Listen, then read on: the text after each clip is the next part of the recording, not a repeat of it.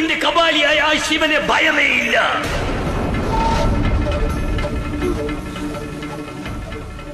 ആ കാട്ടാളൻ ശിവന് നമ്മെ ഒന്നും ചെയ്യാൻ സാധിക്കില്ല.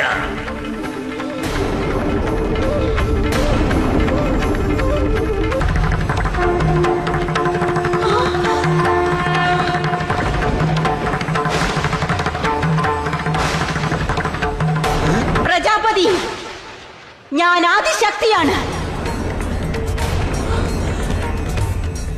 സമസ്ത ബ്രഹ്മാണ്ടത്തിലും ഊർജിതമായ ശക്തി, അതാണ് ഞാൻ. സർവഭൂതങ്ങളിലും ശ്വാസമായി തപമിരിക്കുന്നവൾ.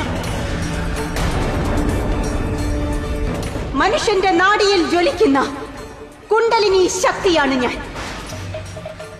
ഗ്രഹനക്ഷത്രങ്ങളുടെ കണ്ണിയാണ് ഞാൻ. വിഷ്ണുവിന്റെ സുദർശനവും ഞാൻ തന്നെ, മഹാദേവന്റെ ത്രിശൂലവും ഞാൻ തന്നെ.